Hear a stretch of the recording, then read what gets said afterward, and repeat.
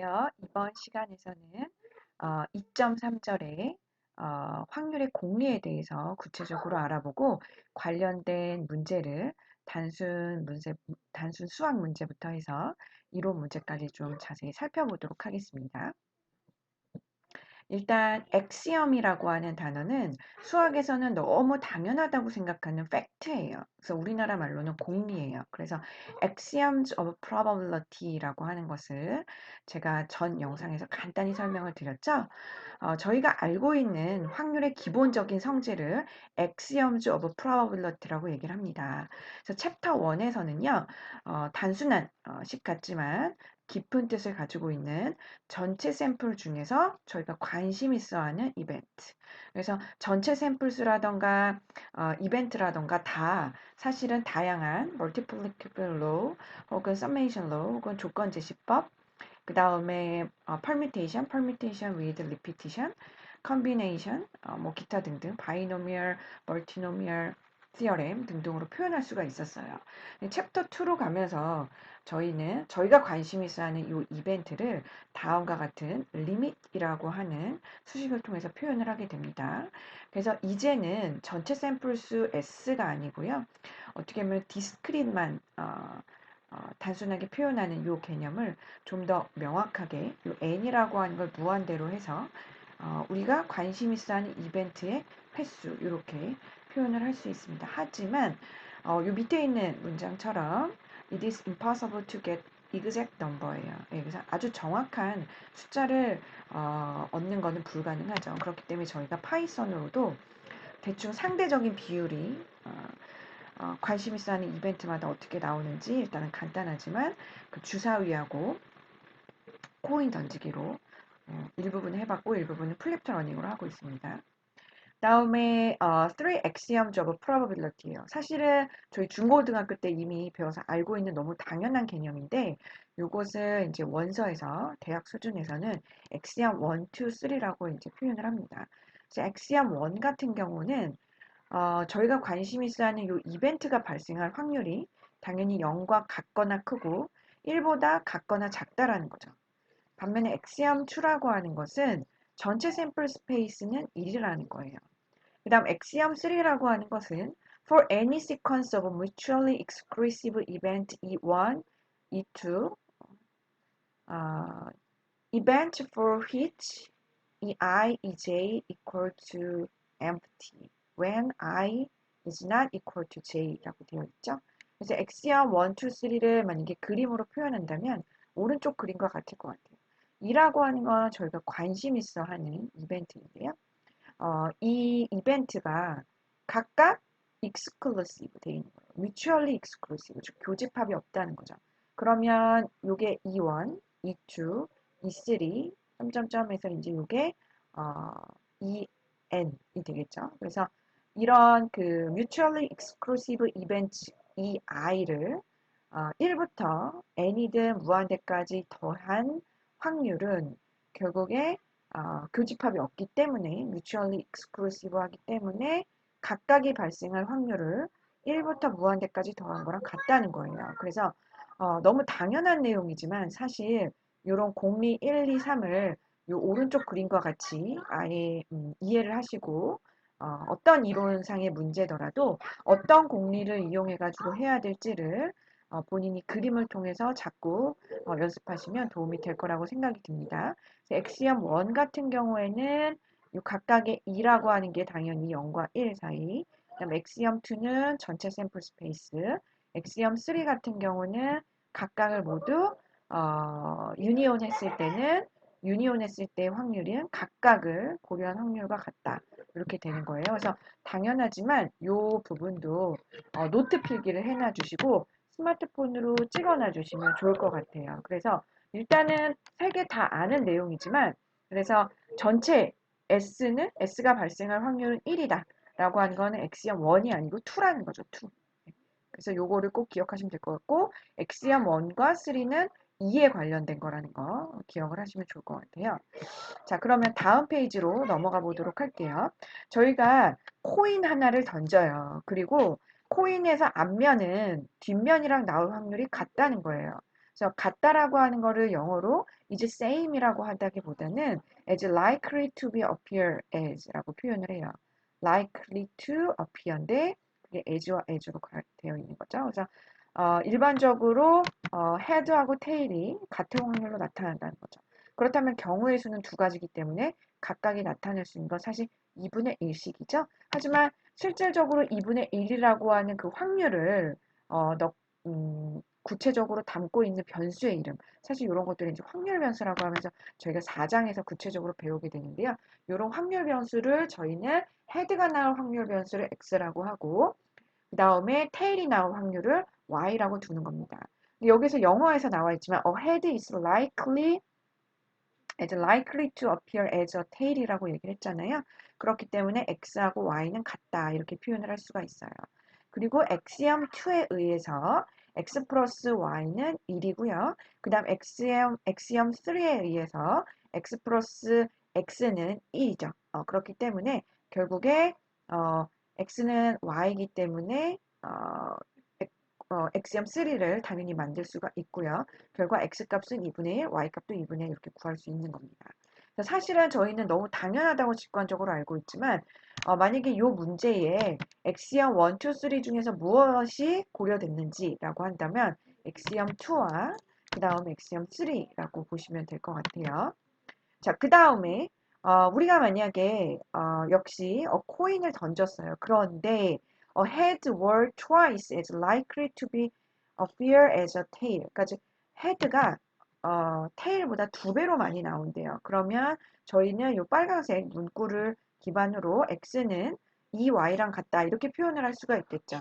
그렇기 때문에 엑시엄 2를 x 플러스 y라고 했을 때 엑시엄 3를 x자리 2y를 대입을 해서 결국에 y라고 하는 거를 3분의 1로 구할 수 있고 x라고 하는 것은 3분의 2로 구할 수가 있겠습니다. 그래서 이 예제도 역시 엑시엄 2하고 그 다음 엑시엄 3가 고려됐다라는 거 요거를 기억을 하면 좋을 것 같아요. 자, 이번에는 코인이 아니고 다이를 한번 던져볼게요. 다이는 이제 다이스랑 동일합니다. 주사위요. 그래서 주사위를 던졌어요. 그리고 우리가 가정을 했어요. 모든 6개의 면이 as likely to appear as 또 다른 표현은 equally likely to appear예요. 그러니까 6개의 면이 동일한 확률로 나타난다는 거죠. 그랬을 때 2 또는 4 또는 6이 나올 확률은 어떻게 되느냐? 그러면 결국에 이것은 공리 3에 의해서 그죠? 한 번에 고려한 확률은 각각이 발생한 이벤트의 합이라고 이제 얘기를 했죠. 그렇기 때문에 공리 3만 이용을 해서 6분의 3인 것을 볼 수가 있겠습니다. 그래서 너무 단순한 내용이었지만 요것을 하기 위해서는 사실은 공리 1, 2, 3 중에 일부분이 사용이 돼야 된다는 거 기억을 하시면 될 것 같아요. 네, 그러면 2.4절로 넘어가도록 하겠습니다. 좀 더 기본적인 특성들을 좀 알아보려고 해요. 그래서 some simple propositions라고 이제 얘기를 하죠. 그래서 저희가 complement라고 하는 컨셉을 배웠어요. 근데 complement는 개념 자체는 너무 간단해요. 그리고 표현도 간단하죠. 하지만 저희가 이론적인 문제를 풀 때 어떤 고려하고 있는 이벤트를 바로 구하기 너무 어려워요. 그럴 때는 오히려 컴플멘트 케이스를 구한 다음에 1에서 이 컴플멘트 1에서 저희가 고려하고 있는 확률을 빼면 이게 컴플멘트잖아요. 그래서 이런 식으로 구할 수가 있습니다. 그리고 역시 우리가 구하고 싶은 이벤트는 1에서 여집합을 빼면 되겠죠. 그래서 바이버스로 어떤 케이스든 여집합을 효율적으로 구하실 수 있으면 될 것 같아요. 만약에 2가 F에 들어가 있다라고 한다면 이 이벤트는 확률이 발생을 할 때 이 확률은 이 확률 안에 들어갈 거나 같다. 이렇게 보시면 될 것 같아요. 자, 이 부분은 별표입니다. 별표. 제가 그 강의를 하면서 중요하다고 하는 거는 종종 이렇게 별표를 이렇게 해놓곤 해요. 그죠? 그래서 정말로 굉장히 많이 쓰이고요. 단순히 이론 문제뿐만 아니라 간단한 계산도 인클루전, 익스클루전으로 많이 풀리는 경우가 되게 많아요. 그래서 진짜로 딱 건들면 이 문제 혹시 인클루전, 익스클루전으로 풀 수 있을까? 이렇게 혼자 상상을 해봐도 어느 정도의 문제가 풀리는 경우가 많을 정도로 inclusion, exclusion을 굉장히 많이 씁니다. 근데 사실 저희가 영어로 원서로 지금 접해서 그런데 요거는 사실 다 알고 있는 개념이에요. 예를 들면 이벤트 1과 이벤트 2를 더해요. 그러면 결국에 중복되는 부분, 그죠? mutually exclusive가 아닌 이상 중복되는 부분이 존재할 것이고 이런 경우에 중복되는 부분을 한번 이렇게 빼줘야겠죠. 그래서 이런 경우가 뭐냐면 앞부분은 inclusion, 그죠? 뒤에는 배제죠. exclusion이에요. 그래서 한번 눈 감고 상상을 해보세요. mutually exclusive가 아닌 이벤트들은 inclusion, exclusion을 할 수밖에 없는 거죠. 그리고 그것에 대한 수식은 다음과 같이 표현할 수 있습니다. 그래서 이벤트 1과 이벤트 2가 유니온으로 발생할 확률은 일단 여기에서는 이벤트가 두 개잖아요. 그렇기 때문에 각각의 이벤트가 발생할 확률을 더하고 거기에서 동시에 발생하는 부분을 빼주는 겁니다. 그래서 이런 식으로 시그마로 이제 표현을 할 수가 있고요. 혹은 이벤트 자체가 발생할 확률, 각각에서 동시에 발생할 확률을 뺀다. 이렇게 하셔도 좋아요. 그래서 이것도 역시 노트 필기 꼭 해놔 주시고요. 어떤 학생분들은 너무 당연해가지고 한 번 정도 쓰셔도 되는데 어떤 학생분들은 스스로 제일 잘 아시잖아요. 이 부분을 이렇게 메모장으로 가렸을 때 inclusion, exclusion을 수식으로 표현을 못하겠다. 그러면 본인이 직접 써보시고 이렇게 어, 동영상 멈추시고 써보시고 자기 쓴 거랑 위에 있는 내용이 같은지 이렇게 비교를 하시면 돼요. 여기에서의 주의사항은 시그마 밑에 i는 1부터 시작을 하고 이벤트가 고려되는 개수인 2라는 거예요. 그 다음에 익스크루전을 할 때는 일반적으로 작은 거부터 인덱스를 이벤트에 붙여줍니다. 그래서 i1은 i2보다 작다. 이런 식으로 작은 거부터 고려한다는 거 꼭 기억을 해주시면 될 것 같아요. 자, 그 다음에 이벤트가 꼭 두 개만 고려될까요? 아니죠. 항상 컴퓨터 사이언스 매스멀리 다 결국에 n승까지 고려하는, n차까지 고려하는, n개까지 고려하는 제너럴라이제이션을 고려해야 되잖아요. 그래서 일단 제너럴라이제이션을 뒤에서 해볼 거고 그거에 앞서서 일단 이벤트 두 개를 세 개로 한번 확장해 봤어요. 이런 식으로 E1, E2, E3를 만약 유니온을 한다. 그럼 어떻게 될까요? 결국에 각각을 더해주고 그 다음에 어, 교집합이죠. 인터섹션 돼 있는 부분을 경우의 수별로 익스크루전을 세 번을 하게 됩니다. 그 다음에 세 번을 하게 되면 오히려 세 개가 동시에 되어 있는 부분은 빠지게 되잖아요. 그래서 이 부분을 마지막에 더해줍니다. 그래서 요거를 만약에 본인이 그 수식으로 어, 크게 확대해서 수식으로 작성된 부분을 크게 확대해서 한번 보자면 다음과 같아요. 일단 E1, E2, E3 유니언이죠. 유니언인 경우는 아까 전에 얘기했지만 각각의 이벤트가 발생할 확률을 시그마로 더해주는데 이벤트가 1부터 3이죠. 그래서 3개가 고려가 되고 그 다음에 E1, EI1, EI2가 있는데 요게 어떻게 돼요? I1, I2가 번갈아 가면서 1, 2, 2, 3, 1, 3, 그죠? 앞에 게 제일 작아요. 앞에 게 작아요. 이렇게 1, 그죠? 인덱스 1, 2 할 때 1이 작죠? 또 인덱스 2, 3 할 때 2가 작죠? 인덱스 1, 3 할 때 1이 작죠? 그러니까 시그마를 하면서 요 두 개가 모두 다 고려되는 경우의 수만큼 시그마로 더해주는 거예요. 그래서 이렇게 한 번에 표현을 할 수가 있어요. 그 다음에 동시에 모두 다 고려되는 부분은 인터섹션은 더해주는 거죠. 그래서 요거에 대해서는 일반적인 표현이 다음과 같습니다. 그래서 I1은 I2보다 작고 I2는 I3보다 작아요. 그러면서 이 I1, 이 I2, 이 I3가 되는 거죠. 근데 요거에 대해서 사실 부호는 저희가 지금 세 개를 고려하고 있잖아요. 그렇다면 이벤트 3개일 때 결국에 플러스라고 하는 거는 뭘까요? 그쵸.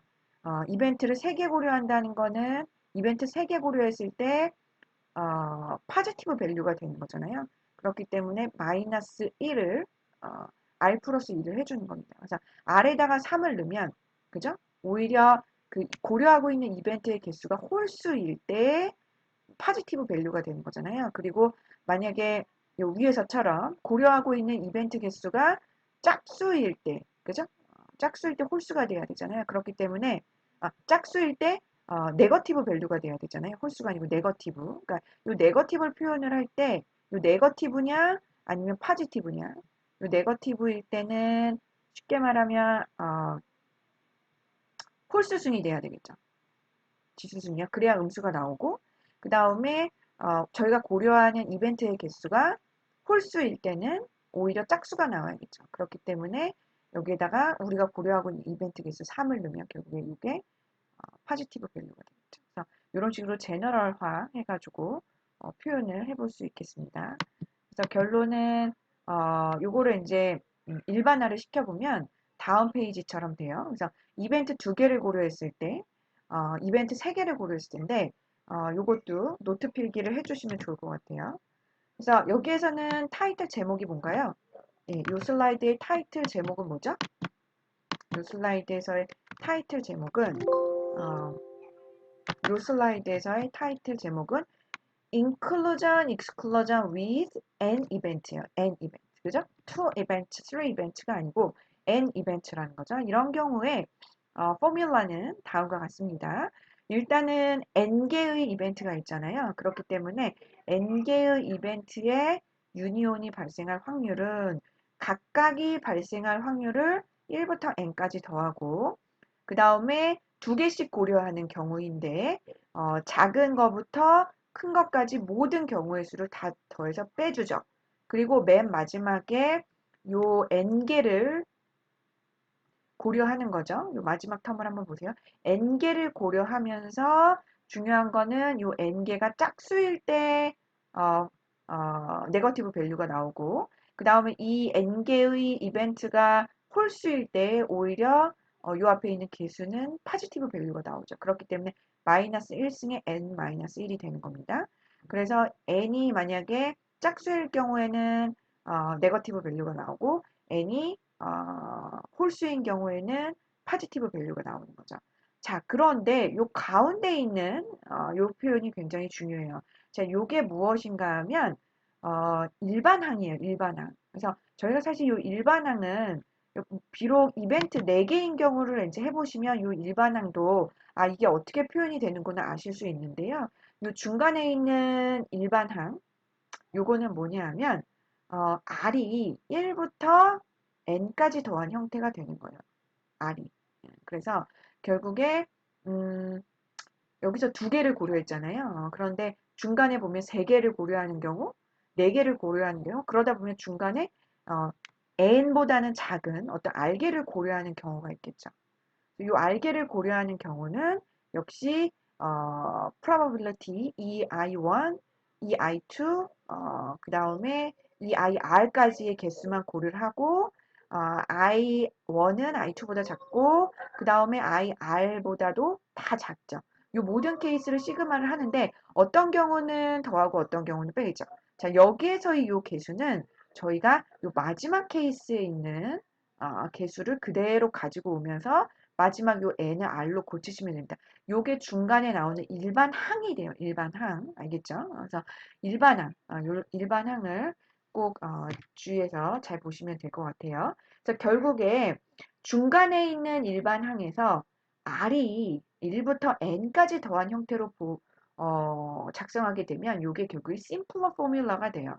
그래서 요 중간에 있는 일반항을 가지고 와 보시면 그대로 마이너스 1에 r 플러스 1에 시그마는 i1부터 ir까지죠. 그러면서 이벤트 i1부터 이벤트 ir까지 시그마를 모두 고려하는 요 일반항이 있는데 요거를 이제 최대 n까지 그죠? 마지막까지 다 고려한다는 거죠. 그래서 r은 1부터 가능한 거예요. 그래서 어떻게 보면 요 중간에 있는 일반항에 시그마를 하나 더 둔 형태가 되겠어요. 시그마를 하나 더 두면 요거는 결국에 어떻게 되느냐? E1, 그죠? E2, 그 다음에 E3 이런 식으로 E의 N까지 모든 이벤트의 유니온의 probability랑 동일해요. 만약에 이런 심플러 포뮬러를 이벤트 1, 2와 이벤트 1, 2, 3로 이렇게도 표현이 되는지 궁금하시면 요거를 이제 풀어보시면 돼요. 그래서 노트에다가 포뮬러, 그죠? generalize 된 inclusion, exclusion with an event 요 포뮬러도 메모장을 이렇게 가리시고 메모장으로 가리시고 써보세요 한번 직접. 그래서 보지 않고 이런 식으로 한번 1부터 n까지 이벤트의 유니온 probability는 각각 어떻게 표현이 되는지 해보시고요. 그 다음에 아까 제가 설명드린 것처럼 일반항 중간에 있는 거로 심플러 포뮬러로 어떻게 할 수 있는지도 꼭 스스로 많이 먼저 생각하시고 노트에다 남겨주세요. 그래서 동영상은 비록 원래 오프라인 시간보다 약간 짧은 단위로 올라가 있지만 사실 오프라인 시간에 같으면 제가 한 1분 정도 시간을 드리고 이걸 작성할 시간을 드리겠지요. 그래서 플립트 러닝으로 동영상 멈추시고 스스로 써보시면 좋을 것 같고요. 특히 이제 꼭 해보셔야 되는 건 뭐냐면 이벤트 노트 필기 그대로 하시고 스마트폰으로 이 화면도 찍어서 주기적으로 봐주시고요. 추가적으로 해야 되는 건 이벤트 1, 그 다음에 유니온, 이벤트 2, 즉, 요 경우가 될 것 같네요. 유니온 이벤트 1, 이벤트 1에 제가 한번 기호를 넣어보도록 할게요. 기호에서 유니온을 한번 가볼게요. 유니온 이벤트 2인 경우, 3인 경우를 다 심플러 포뮬러, 심플러 포뮬러로도 유도를 해보는 걸 한번 해보시면 좋을 것 같아서 제가 여기다가 명시를 해놔려고 해요. 왜냐하면 나중에 영상 다 끝나고 숙제하실 때 헷갈려가지고 어떤 페이지는 노트에 써야 되나요? 어떤 페이지는 안 써도 되나요? 이런 질의응답이 생각보다 이제 들어오기도 하고 그 다음에 본인도 이제 헷갈릴 수가 있잖아요. 그래서 제가 그 부분을 구체적으로 명시를 좀 해놔 드리려고 해요. 그런데 유니온 표시가 어디 있는지 지금 인터섹션은 제가 그 표시를 찾았는데요. 유니온을 제가 빨리 좀 찾아보도록 할게요. 유니온 같은 경우에 어디 있냐면 여기 있네요. 유니온 삽입, 그다음 인터섹션도 삽입이 해놓도록 할게요. 그래서 E1, E2인 경우도 심플러 노트 필기 밑에 거 하시고 그 다음에 요거 경우도 밑에 보시면 이 심플러 포뮬러 있잖아요. 그래서 심플러 포뮬라로 노트에 직접 풀어봐 주시고요. 그 다음 E1, E2, E3 있죠? 포뮬라 해주시고 그 다음에 요것도 직접 한번 유도를 해봐 주시면 될 것 같아요. 이 부분에 대해서도 노트에다가 이렇게 남겨놔 주시면 이렇게 노트 필기 남겨놔 주시면은 좋을 것 같고 특히 이 부분은 스마트폰으로 하신 다음에 유도하시고 찍으셔가지고 그러니까 노트에 풀으시고 노트를 스마트폰으로 선명하게 찍으셔서 워드 파일에 붙이시고 아이캠퍼스 어사이먼트에 제출하시면 될 것 같아요. 그래서 역시 지금 저희가 제가 특별하게 뭐 마감일을 명시하지 않는 이상 대부분 지금 대략 일주일 정도 시간을 주면서 그 본인이 이제 공부한 흔적을 아이캠퍼스에다 이제 올리게 하잖아요. 그런 식으로 생각하시고 이것도 완성을 해주시면 좋을 것 같아요. 요거는 꼭 한번 해봐 주시면 좋을 것 같습니다. 네, 그 다음 넘어갈게요. 사실 inclusion, exclusion에서 정확하게 저희가 앞서 설명드린 것처럼 이 equal로 할 때 특히나 고려하고 있는 이벤트의 개수가 많아진다든지 아니면 고려하는 데이터 사이즈가 커지면 이게 사실 equal로 구하는 게 시간이 되게 오래 걸려요. 이런 경우에 사실 수학 쪽에서 approximation이라고 하는 아주 정확한 값은 아니지만 그 정확한 값의 근사한 값을 구하는 게 때로는 시간이 훨씬 줄이기 때문에 더 효율적인 방안이다. 이런 접근 방식의 수학 솔루션이 있거든요. 그래서 이런 인클루전, 익스클루전에서도 역시 이퀄러티가 아니고 인이퀄러티라고 하는 개념을 이용하는 이런 연구 부류가 있습니다. 예를 들면 아까 같은 경우는 각각의 이벤트, 즉 1부터 n까지 각각의 이벤트를 다 유니온한 확률을 저희가 앞에 공식을 통해서 구했죠. 그렇게 구하지 않고 요 확률 값은 사실은 저희가 인클루전만 고려한다면 당연히 인클루전보다는 작겠죠. 같거나 작겠죠.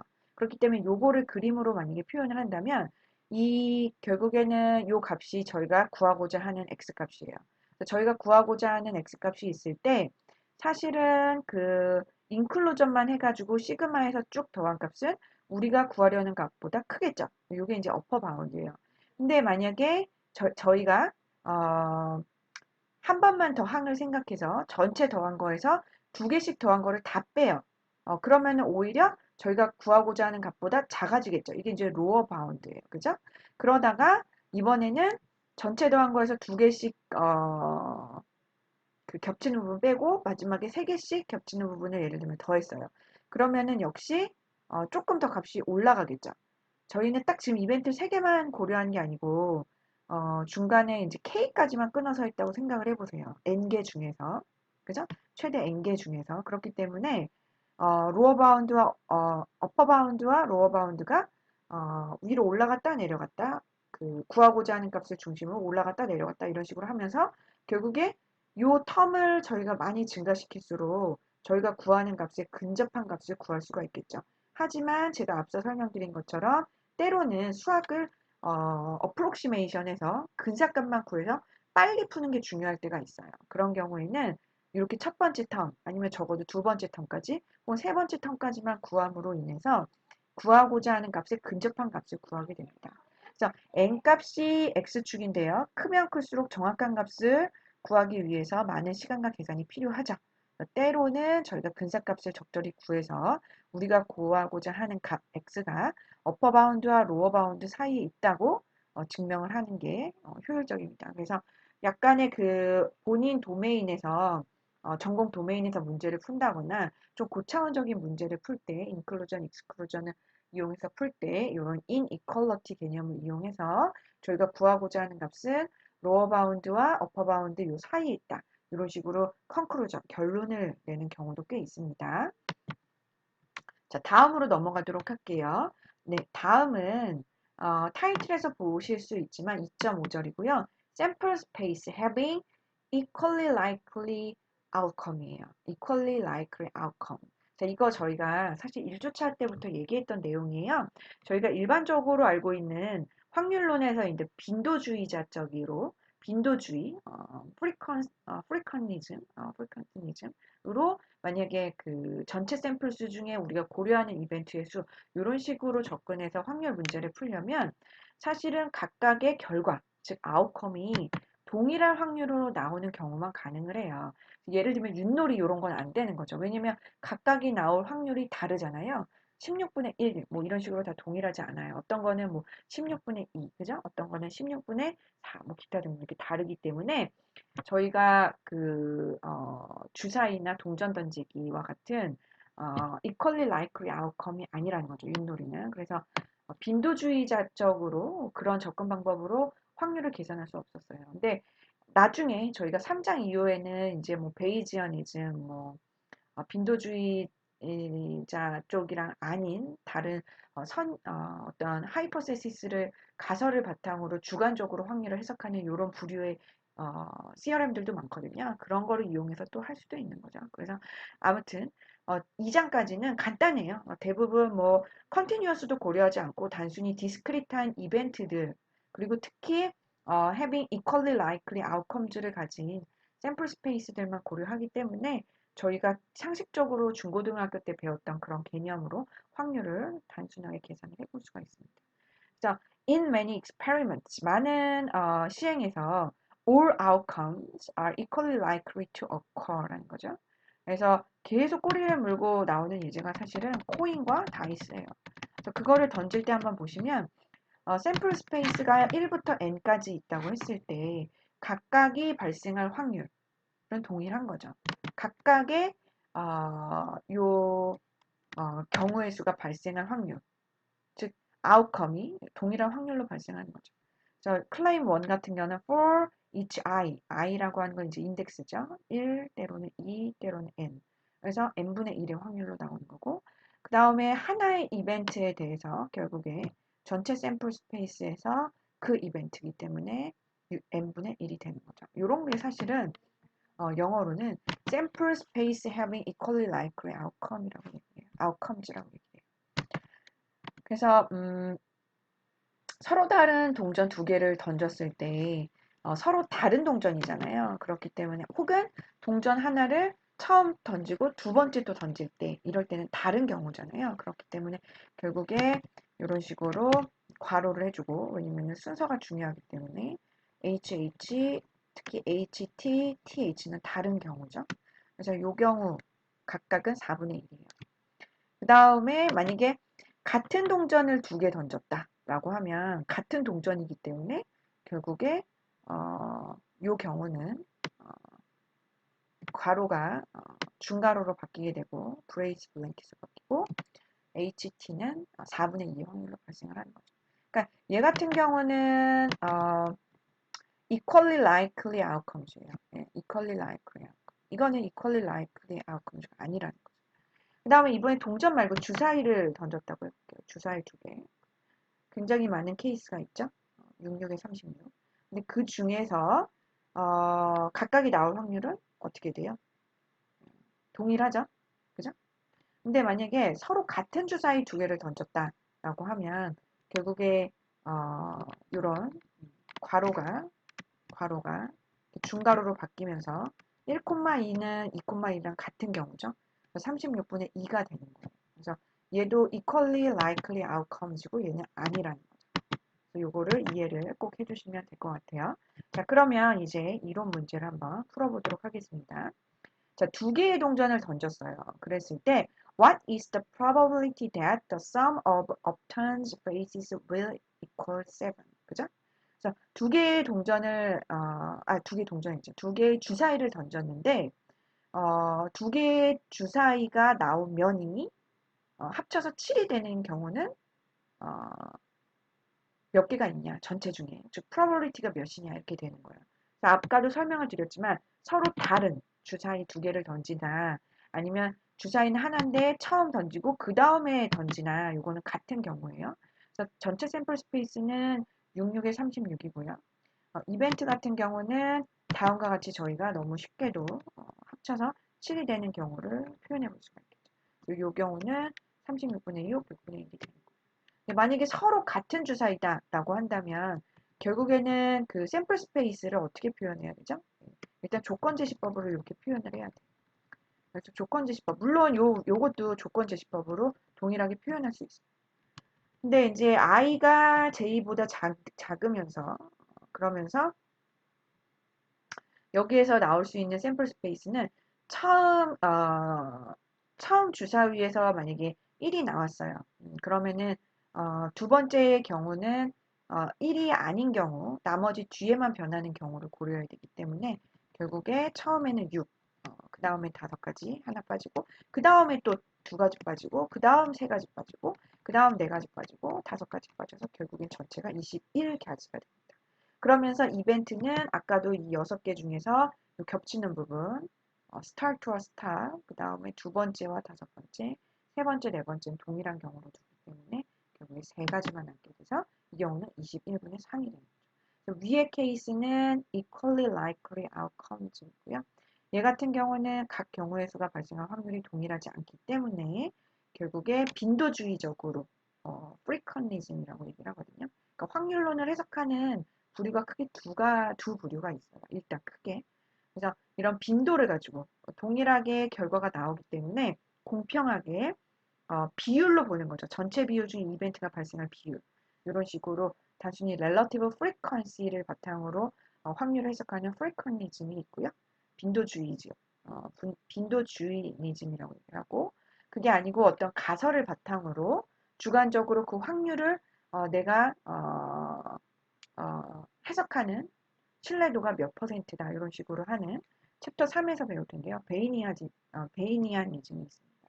그래서 저희가 2장에서는 프리컨리즘으로 하기 때문에 얘 같은 경우는 타이틀, 소타이틀이 equally likely outcomes라고 있습니다. 그러니까 그 방법으로 요거는 풀 수 없는 거죠. 자, 이번에는 이론 문제 좀 풀어보도록 할게요.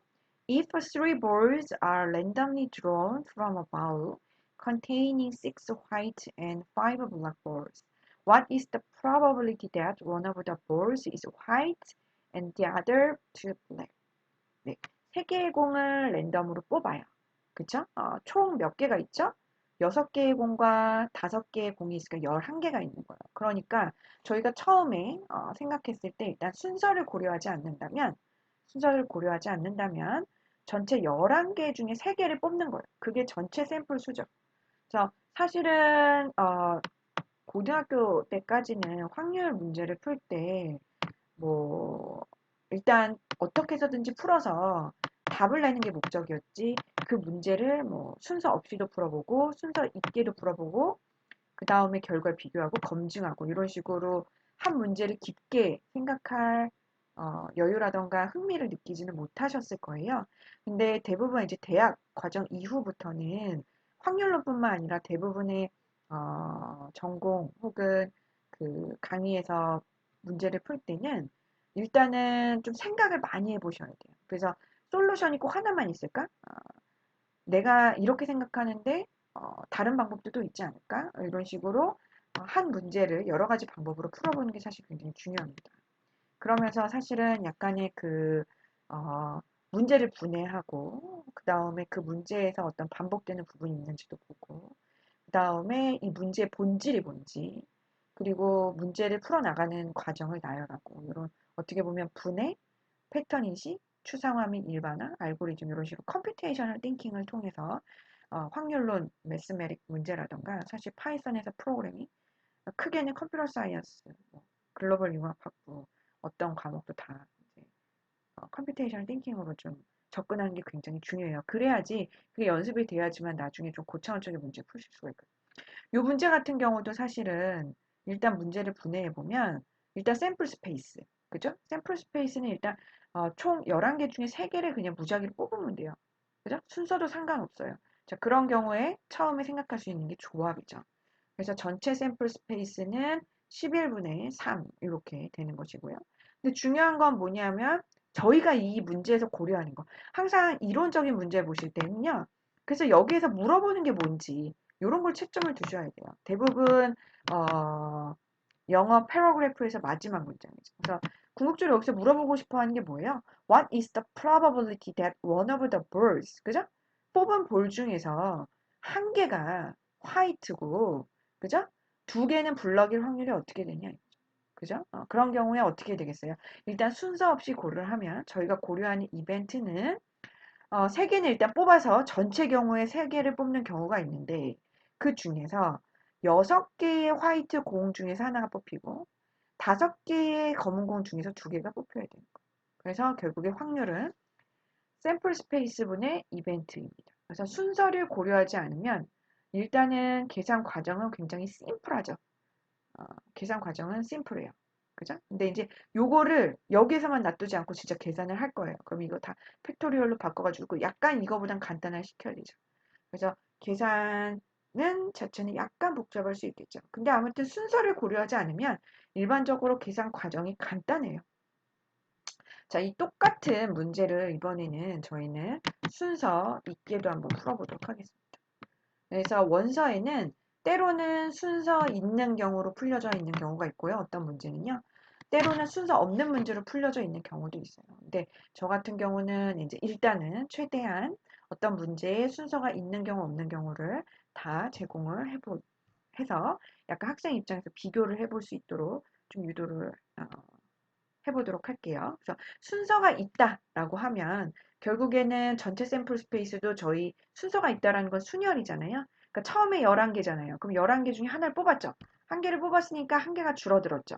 그러면 10개 중에서 또 하나를 뽑고 또 줄어들었으니까 9개 중에 뽑아요. 요게 이제 전체적으로 순서를 고려해서 11개 중에 3개가 나올 수 있는 모든 경우의 수가 됩니다. 그래서 전체 샘플 스페이스는 학생분들은 이제 동영상 멈추시고 일단 문제 보시고 먼저 생각하시고 그 다음에 여기 가리신 다음에 이렇게 가리시고 이렇게 가리신 다음에 먼저 노트에다가 쓰시고 그 다음에 비교를 해보시는 거예요. 근데 비교할 때 어떤 학생분은 이제 순서 있게 했을 거고 어떤 학생은 순서 없이 했을 거예요. 근데 둘 다 저는 한번 제공을 해보도록 할게요. 그래서 순서가 만약에 없다 이렇게 설명을 해드렸고 순서가 있다라고 하면 샘플 스페이스는 순서를 고려해서 하나씩 뽑죠. 자, 그 다음에 이제 중요한 거는 저희가 고려하는 이벤트예요. 이벤트. 이렇게 작성을 해보시면 사실은 이제 그 세 개를 뽑잖아요. 그러면 이런 문제는 세 개를 뽑기 때문에 세 개를 뽑았을 때 이 위치, 그죠? 위치를 어떻게 보면 순서죠, 순서. 순서를 이렇게 공간을 만들어 놓습니다. 그러면서 흰색 공이 요 맨 앞에 있는 경우, 두 번째 위치에 있는 경우, 세 번째 위치에 있는 경우, 즉 흰색 공이 첫 번째 있는 경우, 두 번째 있는 경우, 순서를 고려하는 거죠. 세 번째 있는 경우 이렇게 할 수 있어요. 그러면 자연스럽게도 나머지 각각 두 개 비어있는 공간은 검정색 공이 들어가겠죠. 그래서 이 그림을 항상 먼저 그려주시면 좋아요. 이런 식으로.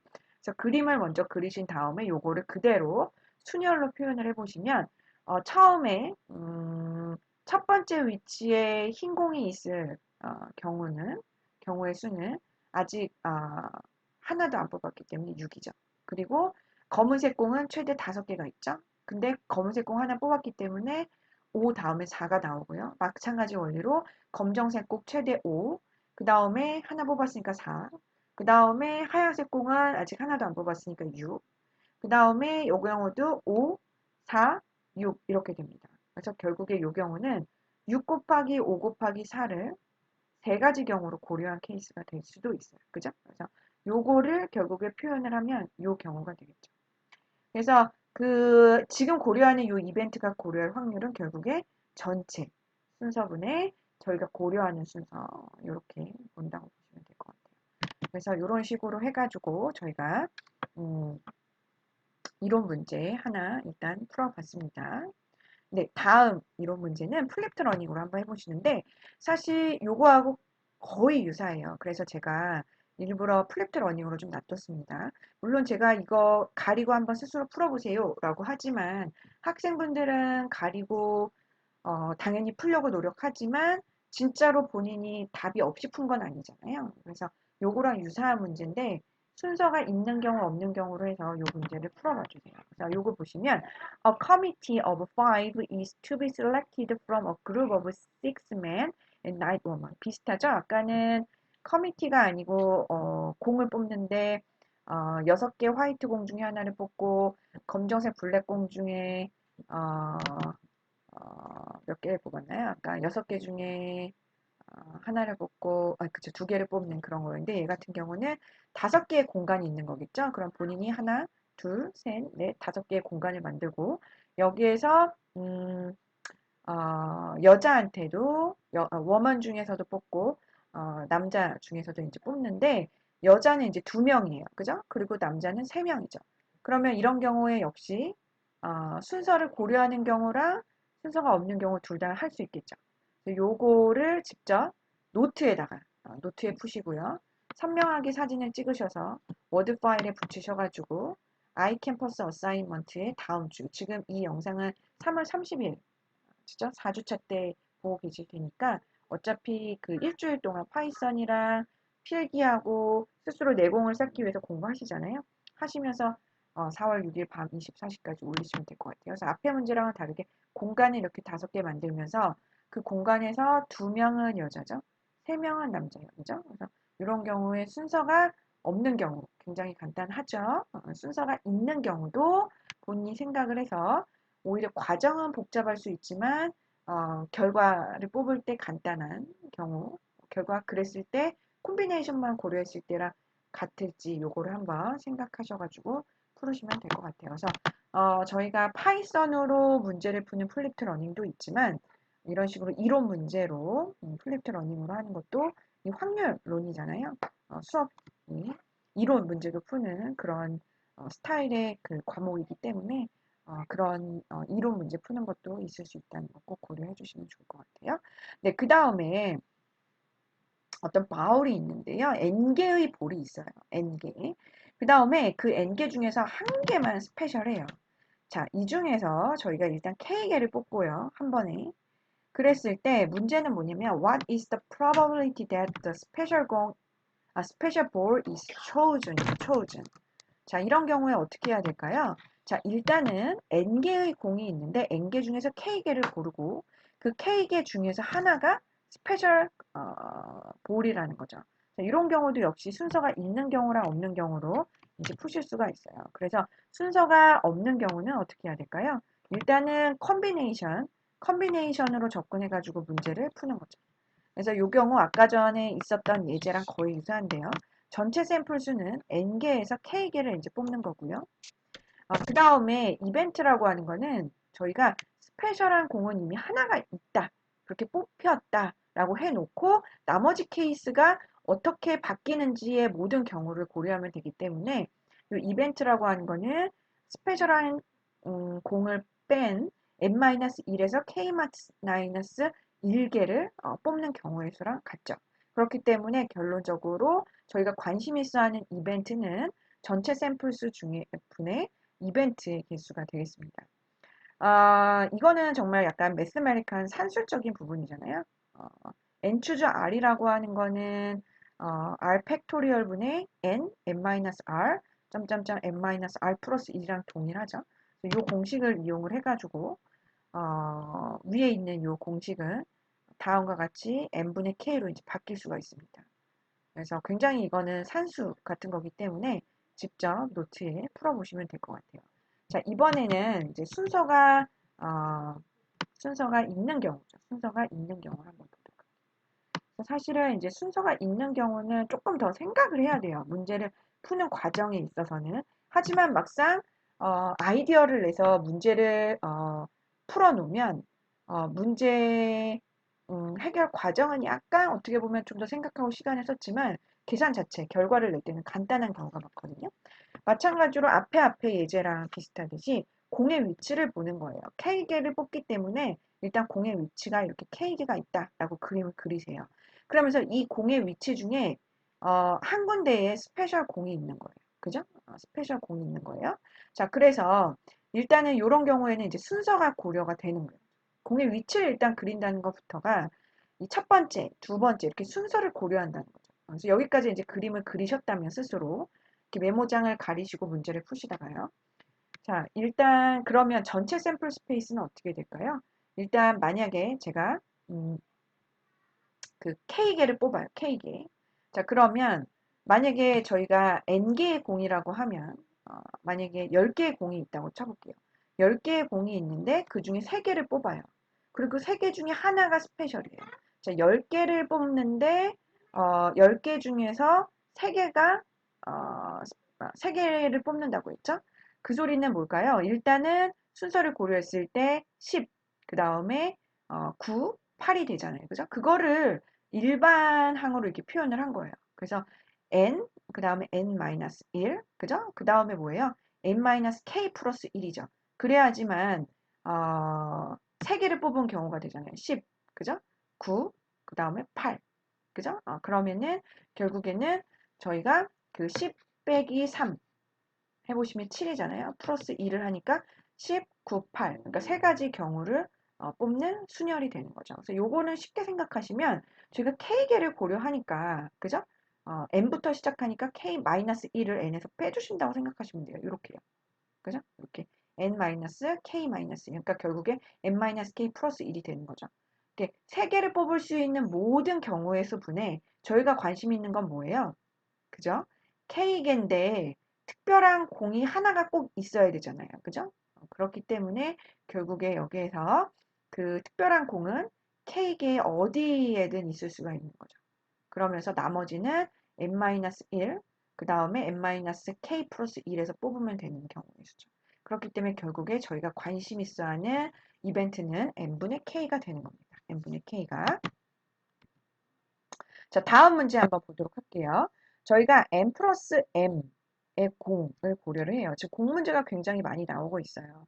그래서 본인이 점점점 그 작은 공의 개수의 문제부터 n 혹은 n 플러스 m 이렇게 개수가 늘어나는 공의 문제도 결국에는 동일한 컨셉으로 풀 수 있다라는 거를 스스로 생각 많이 하시고 인지하시면 될 것 같아요.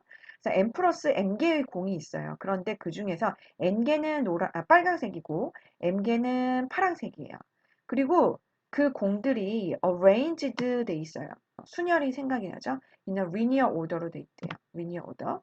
자, 그런 경우에 너무나 쉽지만 저희는 그냥 n 플러스 m의 팩토리얼이에요. 그죠? 그래서 이 각각이 나올 확률은 equally likely outcomes라는 거죠. 그래서 우리가 만약에 이 결과를 추적을 해요. 추적을 하면서 오직 색깔만으로 연속적인 공들을 나열을 했을 때 어, 결론적으로 나올 수 있는 모든 경우의 수는 어떻게 되냐 이렇게 되는 거죠. 처음부터 너무 풀기가 어려우시면 샘플을 작게 한번 만들어 보세요. 만약 n이 2고 m이 1이라고 해보세요. 그런 경우에 결국에 나올 수 있는 경우는 3팩토리얼, 그죠? 그 다음에 2팩토리얼, 1팩토리얼, 그죠? 근데 만약에 n이 1이에요. 그리고 m이 2예요. 이런 경우에도 결국에 3팩토리얼이고 샘플 스페이스는 그 다음에 1팩토리얼, 2팩토리얼이라는 거죠. 그래서 결론은 어떻게 되냐면 이게 n이 n 플러스 m 전체를 고려한다고 해도 결국에 전체는 n 플러스 m 그리고 저희가 고려하는 경우는 빨간색을 나열하는 개수 그 다음에 파란색을 나열하는 개수 이렇게 이벤트가 고려가 된다는 거죠. 그죠? 그래서 결국에 요 예제를 한번 보세요. 빨간색이 두 개 나오고 파란색이 하나 나오든 빨간색이 하나 나오고 파란색이 두 개 나오든 successive, 그죠? 어, 여기서 보면은 successive bolts라고 하는 거 이게 연속적으로 색깔로만 구별이 된다는 거잖아요. 빨간색이 쭉 있고 파란색이 있든 파란색이 쭉 있고 빨간색이 있든 그렇기 때문에 이 빨간색 그룹의 존재할 수 있는 경우는 이 빨간색, 그죠? n 팩토리얼이 되는 거고 파란색이 존재할 수 있는 모든 경우는 m 팩토리얼이 되는 거잖아요. 이 경우를 저희가 관심 있어 하는 이 이벤트로 해서 음, 고려해서 푸시면 될 것 같습니다. 네, 다음 문제는 게임 브릿지예요. 52개의 카드가 있어요. 그리고 그것을 4명이 나눠 가져요. 그러면 13장씩 이제 가지고 가게 되거든요. 그랬을 때 여기에서의 질문은 요거예요. What is, 여기서 질문은 요거라는 거죠. 항상 그 이론적인 문제에서 끝부분을 잘 보시면 됩니다. So what is the probability that the players received all 13 spade라고 되어 있는 거죠. spade, 그죠? 그래서 여기서 보시면은 여기 스페이드가 13개가 있잖아요. 그래서 그 플레이어들이 13개의 스페이드를 가질 확률이 어떻게 된다.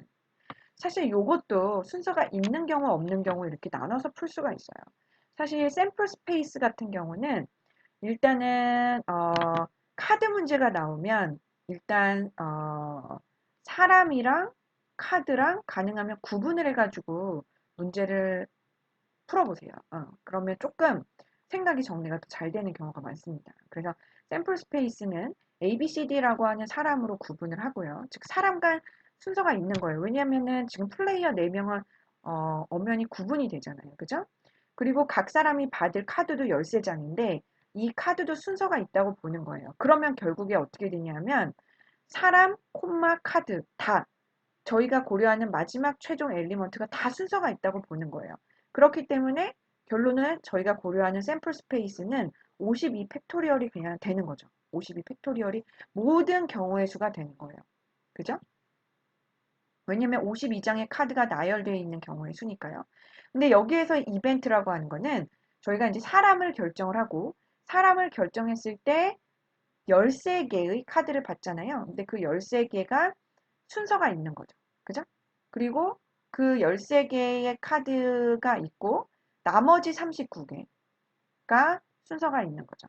즉 13개의 스페이드가 있고 그다음 나머지 모든 케이스인데 사람이 4명이죠. 그렇기 때문에 13 팩토리얼 39라고 하는 경우의 수가 4가지가 있는 거예요. 그러니까 이 4라고 하는 거는 A, B, C, D 4명을 의미하는 거예요. 한 사람만 고려했을 때 그 사람이 13개의 스페이드를 받을 경우의 수가 있고요. 그 다음에 그 사람이 정해져 있으면 나머지, 그죠? 카드가 존재하는 경우의 수가 있고, 근데 이런 경우의 수가 4명이기 때문에 결국에 52 팩토리얼을 6으로 나눠주시면 되겠죠. 그래서 이 문제를 다시 한번 정리를 하자면 다음과 같이 사람도 순서가 있고 카드도 순서가 있는 경우로 나눌 수가 있고요. 이번에는 이제 사람만 순서를 있게 하고 카드는 순서가 없다. 이 정도로만 할게요. 사실 근데 이 문제는 아예 순서가 없다로는 어, 너무 비효율적으로 푸는 방식이고 그 시간도 오래 걸리고 추천하지 않아요. 그래서 카드 문제는 특히나 적어도 전체적으로 순서를 고려하신다던가 일부분이라도 순서를 가정하셔서 푸는 게 훨씬 효율적입니다.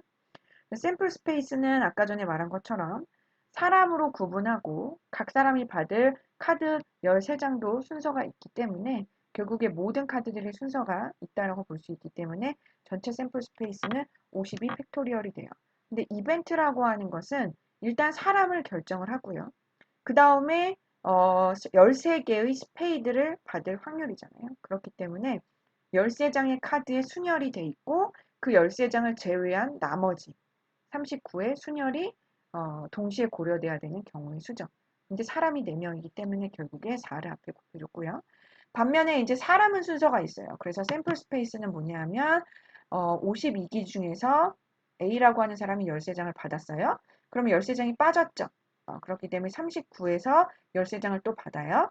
그럼 또 13장이 빠졌기 때문에 26 중에 13장을 또 받아요. 자, 그러면 이제 나머지 13장을 나머지 한 사람이 갖기 때문에 이건 1이랑 동일하고요. 샘플 스페이스를 이렇게 표현할 수가 있고 그 다음에 이벤트라고 하는 거는 일단은 스페이드를 받을 사람을 결정했어요. 그죠? 스페이드 받을 사람을 결정한 다음에 어, 그 사람이 결정돼 있으니까 나머지 39개의 카드를 13장씩 지속적으로 나눠주는 모든 케이스를 고려하고 근데 그 사람만 있는 건 아니잖아요. 그 사람이 아닌 다른 모든 4명의 사람이 이런 케이스로 존재할 수 있기 때문에 결국에 4를 곱해주는 거죠. 그래서 결론은 똑같이 전체 샘플 스페이스 분의 이벤트 이렇게 답을 검증을 할 수가 있습니다.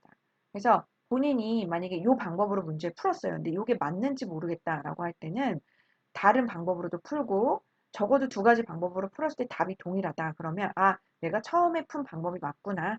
이렇게 검증을 하시면 될 것 같아요. 사실 이 문제도 제 설명을 들을 때는 이해가 돼요. 근데 본인이 일단은 메모장으로 이렇게 가리시고 이 문제를 스스로 먼저 생각을 해봐 주시고 최대한 그릴 수 있는 건 그려주세요. 그 다음에 어, 스스로 생각한 것과 답을 비교를 해봐 주시고 부족한 부분은 채워주시면 될 것 같아요. 네, 다음 문제로 넘어가도록 할게요. N명의 사람이 있어요. 한 공간에 있는데 그 누구도 생일이 겹치지 않을 확률이 뭐냐 이렇게 물어봤어요. 그러면 상식적으로 생각했을 때 한 방에 사람이 많으면 많을수록 생일이 겹쳐질 확률이 높겠죠. 그러니까 n이 커지면 커질수록 생일이 겹칠 확률이 높아지는 거예요. 반대로 사람이 많아질수록 생일이 겹치지 않을 확률은 낮아지는 거죠. 그래서 오른쪽 그림과 같이 x축이 이제 사람이거든요. 사람 수가 많아지면 많아질수록 생일이 겹치지 않을 확률. 그죠? 반대죠. 생일이 겹칠 확률은 증가되고 생일이 겹치지 않을 확률은 이렇게 낮아진다는 거예요. 그래서 이런 상식적인 생각을 먼저 해보시는 게 좋겠죠. 그러면서 여기에서는 질문이 뭐냐면 how large need n how large need n be so that this probability is less than half라고 이제 나와 있어요. 그러니까 즉 저희가 사람이 많아지면 당연히 이제 겹치지 않을 확률이 낮아진다라고 얘기를 했잖아요. 그죠? 여기서 보시면 질문이 요거네요. 네. What is the probability? 그죠? What is the probability that no, 그죠? no가 이제 키포인트예요. No two of them celebrate their birthday on the same day of the year. 그죠? 그러니까 겹치지 않을 확률이 뭐냐 이거예요. 겹치지 않게 하고 싶은데요. 사람이 많아지면 겹쳐질 수밖에 없다는 거예요. 그죠? 그래서 겹치지 않을 이 확률, 여기에서 이 확률은 겹치지 않을 확률인 거죠. 겹치지 않을 확률. 이 겹치지 않을 확률이 반보다 작아지려면은 내가 n을 최대 얼마까지 고려할 수 있느냐, 요 문제인 거죠. 자, 그러면 샘플 스페이스는 n명을 고려했을 때 n명이 다 생일이 다를 수 있잖아요. 그러니까 전체 샘플 스페이스는 365의 n승이 돼요. 자, 여기서 저희가 고려하는 이벤트는 같은 생일이 아닌 경우죠. 같은 생일이 아니다. 그럼 같은 생일이 아니라고 하는 경우는 결국에 처음에 고려하는 학생은 365 중에 하루예요. 두 번째는 여기서 하나를 뽑았으니까 그걸 제외해야 되죠. 순열처럼. 그래서 365고요. 아까 말한 것처럼 n명을 고려했을 때는 300 전체에서 n을 빼고 플러스 2를 해야겠죠. 그래서 결국에 요거를 예쁘게 정리하면 다음과 같은 팩토리얼이 되고, 그래서 요거는 단순한 산수죠, 산수. 365 n승분의 365 팩토리얼 이렇게 하게 되면 요거가 밑으로 이렇게 내려와서 요거가 이제 f가 되는 것이고, 요거를 사실 이제 저희가 프로그램을 돌려서 그림을 그려보면 다음과 같이 이제 플러스로 이제 그려볼 수가 있습니다. 그래서 파이썬에서 요 결과가 나왔을 때 요거를 이제 본인이 이렇게 그려보는 게 또 하나의 이제 작은 미션이 될 것 같아요. 이건 너무 쉽거든요, 사실. 그래서 수식으로 간단히 하는 거기 때문에 한번 이 플러스로 파이썬으로 한번 그려봐 주시고요. 그래서 결론은 이런 그래프를 그렸을 때 겹치지 않을 확률이 2분의 1보다 작을 n은 뭐냐 이렇게 되는데요. 여기에서 n이 아마도 22하고 24 사이잖아요. 그러니까 대략 23이죠. 그러니까 23 정도까지는 이제 50%인데 이때보다 이제 커져서 24 이런 식으로 되면 겹치지 않을 확률이 반보다 낮아져요. 그러니까 더 많이 겹치게 된다는 거죠. 그래서 요거를 한번 그 노트에다가 이제 푸시고 좀 이번 주는 숙제하고 이런 것들이 좀 많은 것 같아요.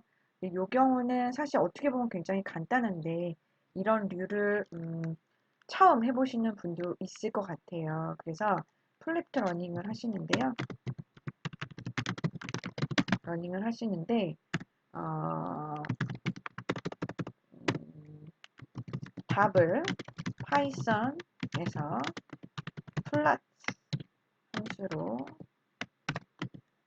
함수로 함수를 활용해서 저처럼 오른쪽 그림과 같이 그려보고 워드 파일에 붙이시고 워드 파일에 뭐뭐점 py 파일과 다양한 결과 화면을 다양한 결과 화면이 여기서 안 나올 수도 있겠지만 뭐 파라미터 값을 뭐 변경해가지고 뭐 본인이 뭐 n명을 뭐 고정시켜서도 한번 해보시고 아니면 이런 식으로 범위를 주셔가지고 이게 n을 1부터 하면은 이게 그래프가 굉장히 이런 식으로 나올 거고 저 같은 경우 20에서 30이잖아요. 그래서 이런 식으로 x축의 범위를 바꿔가면서 x축의 범위를 1부터 뭐 30까지 내지는 저처럼 20부터 30까지 등등 다양하게요. 편하게 하세요. 결과를 넣어서 아이캠퍼스 어사인먼트에 제출이에요. 자, 근데 지금 저희가 제가 필기도 굉장히 많이 시켰고 그리고 파이썬 기본적인 것부터 해가지고 일주일 안에 다른 과목들도 좀 들으실 텐데 숙제가 좀 많으실 것 같아요. 그래서 요거 같은 경우는 저희가 마감일을 좀 시간을 드리도록 할게요. 마감일을 4월 20일 정도면 되겠죠? 4월 20일 밤 24시로 이렇게 하도록 하겠습니다. 그래서 혹시 하시다가 만약에 좀 부족하고 힘드시면 언제나 질문 주시고요. 사실은 수업을 같이 들으시면서 일단은 같이 좀 의논하면서 이론 문제도 풀고 파이썬 기초 문법뿐만 아니라 이런 확률에 관련된 예제도 의논하면서 풀고 싶다. 이런 친구분들이나 그 그룹을 좀 형성하고 싶은 친구분들도 있을 수 있잖아요. 그러면 일단은 제가 이게 그룹 과제는 아니기 때문에 그룹을 꼭 하세요. 이건 아니지만 그룹을 지으셔가지고 같이 주기적으로 의논도 하시고 서로 도우시면서 하시면 좋을 것 같습니다. 네, 그 다음에 이제 오랜만에 파이썬 실습 또 소개를 좀 드리려고 해요. 사실 그 윷놀이라고 하는 거는 equally likely outcomes가 아니기 때문에 제가 기존의 그 빈도주의적으로 문제를 풀 수 없다라고 얘기를 했어요. 과연 정말 그런지를 파이썬으로 한번 구현해 보는 건데요. 일단 기초를 제가 제공을 해드립니다. 그래서 윷놀이에서 요 1이라고 하는 게 요 앞면으로 해가지고 개하고 도, 개 요거를 제가 이제 이런 식으로 간단한 코드 10줄로 이제 코드를 만약에 짰다고 했을 때 저희가 기존의 플립트러닝 6페이지하고 확인해 보시면 그 윷놀이 말고 동전이랑 그 다음에 특히 그 주사위 두 개를 던질 때 왜 많이 n을 크게 해가지고 던지면 결국에는 equally likely outcome이 나오는지 그거를 코드로 증명을 좀 해봤어요. 그 코드를 좀 참고하셔가지고 요 윷놀이 요 예제를 확장을 해보시는 게 플립트 러닝이 되겠습니다.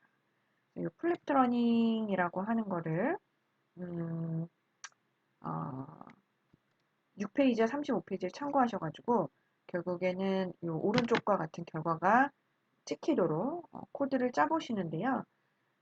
요거를 이제 막바로 하지 마시고요. 제가 전주 영상에도 보여드렸지만 일단은 코드를 바로 짜시는 게 아니에요. 노트하고 워드 파일에 아래와 같은 순차적으로 컴퓨테이셔널 띵킹한 그 순차죠. 컴퓨테이셔널 띵킹이라고 하는 건 문제를 풀기 위해서 자기가 컴퓨터 입장에서 문제를 분해하고 패턴을 찾고 그 다음에 본질에 초점을 둬서 슈도코드화해서 알고리즘화 해보는 거거든요. 그래서 요거를 진짜로 생각한 흔적을 노트에다가 먼저 편하게 쓰시고요. 그 다음 깔끔하게 정리한 거를 워드 파일에다 넣어주시고 py 파일과 그 다음에 결과화면을 워드 파일에 지쳐서 iCamPus 어사인먼트에 제출하시면 될 것 같아요. 그래서 요거하고 요거를 제가 둘 다 4월 30일까지로 수정을 해드릴게요. 네, 헷갈리실 것 같아서. 그러니까 좀 주차별로 그때그때 공부하셔야 되는 흔적은 항상 매주 평균적으로 이번 학기 내내 아이캠퍼스에 올려주시고요. 그 중에서도 가끔 어떤 챕터에서는 조금 시간이 오래 걸린다. 이런 것들은 제가 충분히 시간을 드릴게요. 거의 한 달을. 그래서 충분히 본인이 직접 생각해서 좀 많이 풀어보시면 좋을 것 같아요. 요거 꼭 주의하시고요. 그 다음에 이거 수정됐습니다. 4월 30일. 요것도 그렇고 요것도 그렇고 마감이 이렇게 됐기 때문에 요거 참고하셔가지고 문제를 좀 풀으시면 될 것 같아요. 그리고 요건 진짜 제가 참고로만 보여드리는 거예요. 사실 파이썬을 나중에 배우는 이유 중에 하나가 물론 R 같은 경우는 데이터 시각화에 되게 능해요. 근데 이런 데이터 시각화 말고 파이썬 같은 경우도 이런 인터페이스에서 효율성을 많이 높일 수가 있습니다. 그래서 이런 식으로 윷놀이 버전을 사용자 설정 수정을 던지 그만하게 해가지고 해볼 수가 있어요. 그래서 뭐 개가 나오면 두 칸을 가게 해서 여기에 그 어떠한 뭐 이모티콘이 나오게 한다든가. 근데 요런 그 인터페이스 자체만 사실 파이썬 문법으로 배우는 거는 저희가 진도의 차질이 없는 선에서 나중에 사이드로 좀 제가 제공을 해드릴 거예요. 근데 혹시 먼저 관심 있는 분들은 뭐 파이썬 가지고 계신 교재라던가 구글링으로 파이썬 인터페이스 윈도우즈 창 띄워서 하는 이런 부분도 좀 미리 해놔 주셔도 될 것 같긴 한데요. 요거는 참고예요, 참고. 실습은 안 하셔도 돼요. 그러니까 즉 제가 요걸 보여드린 이유는 저희가 파이썬에서 계속 파이썬 쉘에서만 텍스트로 결과를 얻다 보니까 좀 흥미도가 떨어질 수 있잖아요. 그래서 파이썬은 꼭 그렇지 않다. 이런 인터페이스도 다양하게 재밌게 만들 수 있다. 그리고 제가 지지난 영상에서도 보여드렸지만 터럴 그래픽스처럼 자기가 원하면은 터럴 그래픽스로 얼마든지 좀 더 재밌게 인터페이스를 꾸밀 수 있습니다. 그래서 그런 거 참고하셔가지고 플랩트 러닝식으로 꼭 제가 드리는 거 말고도 특히 잘하시는 친구분들은 미리미리 제가 그 좀 흘려주잖아요. 다음 챕터는 뭐고 이런 것도 있을 수 있고 이런 것들을 짜투리 시간에 좀 더 미리 하시면 될 것 같아요. 저는 난이도를 중간에 맞춰서 좀 일관적으로 하도록 하겠습니다. 그리고 과제를 어느 정도 검사를 하고 학생분들이 이제 그래도 시간이 지나면 저한테 질문을 했을 때 다들 너무 잘 따라온다. 그러면 제가 난이도를 조금씩 더 높일 거예요. 그래서 저한테 사실은 그 질문 편하게 얼마든지 주시면 제가 어, 잘 이해하고 있는지 중간 점검으로 도움이 되기 때문에 학생분들도 그렇게 해주시면 될 것 같아요. 그래서 오늘 영상은 여기까지 하도록 하고요. 각각의 그 주차별로 기본적인 숙제는 일단은 그 아이캠퍼스에 일주일 간격으로 어사인먼트에다가 밤 24시까지 올려주시면 돼요. 그리고 제가 특별하게 동영상에서 약간 더 생각을 필요로 하는 문제는 어사인먼트에서 마감 일자가 일주일이 아니고 충분히 뭐 4월 말 이런 식으로 해가지고 혹은 4월 20 뭐 이런 식으로 해서 올려놨어요. 그래서 어사인먼트 마감 일자를 잘 보시면 될 것 같고요. 그리고 초반에는 제가 학생들한테 이제 개인적인 이메일 주소도 알고 싶고 혹시 개인적으로 질문 들어오거나 편하게 개별 상황을 좀 파악하려고 이메일로도 제출하라고 그러고 아이캠퍼스로도 제출하라고 해서 조금 어떻게 보면 혼란스러워하는 친구도 있었고 어떤 친구는 동영상 차분히 보면서 정말로 그 이메일로도 제출해야 되는 건 이메일로도 아이캠퍼스도 해주셨어요. 근데 아마 4주차 이후부터는 거의 아이캠퍼스로만 제출할 것 같습니다. 그래서 그 부분도 미리 참고해 주시면 될 것 같아요. 그래서 본 영상은 여기까지 하도록 하겠습니다. 수고 많으셨습니다.